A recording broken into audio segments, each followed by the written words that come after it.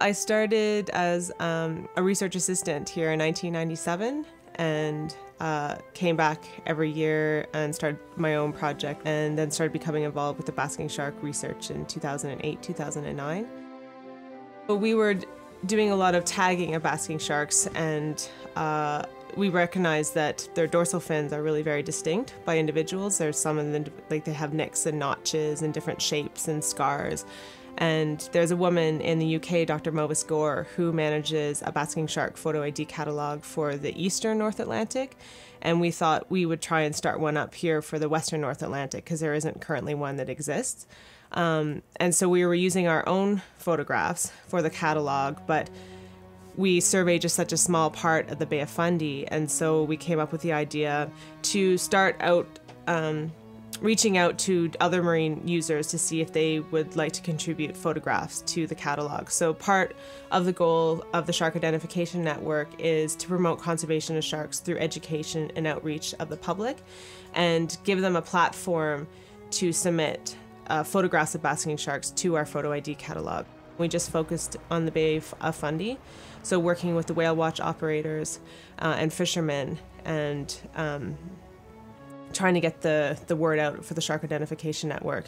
And after that, we launched that in 2012. We had people coming to us and saying, well, I've seen a basking shark off of Newfoundland, or I saw a basking shark off of the eastern part of Nova Scotia. Are you interested in these sightings? Are you interested in these photographs? And of course we are, because we know that basking sharks move up and down the coast. And so over the last 3 years, we've expanded the Shark Identification Network to include areas basically from the Gulf of Maine all the way up to Newfoundland, and trying to get any sightings and photographs of basking sharks that we can.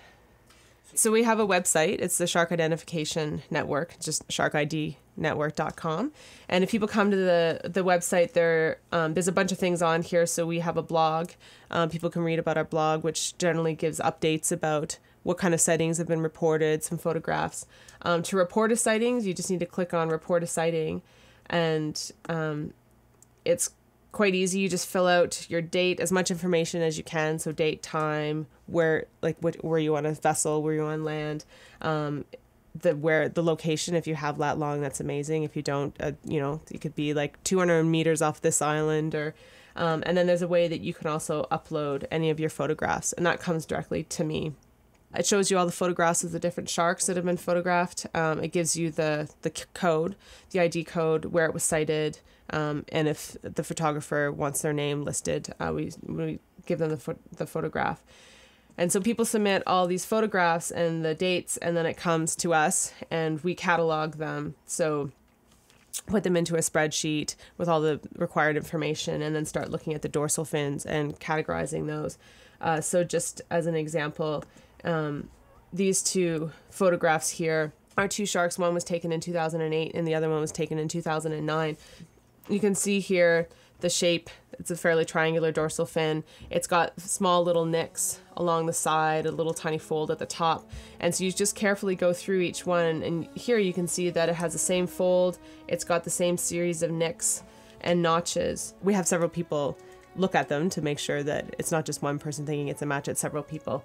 And then once it's matched, we can just give it the same ID. So we have about 125 unique dorsal fins in our catalog. And so every time we get a new basking shark, we catalog it. And then when someone has time, we run through each of the existing photographs in our database to see if we can find a match. And then sometimes, because they're categorized, you can do a bit of a search. So if you have a shark that has a funny shaped dorsal fin and you know it has a certain number of nicks or notches, you can kind of run through and sort of pick out the sharks that have been categorized the same and go through it.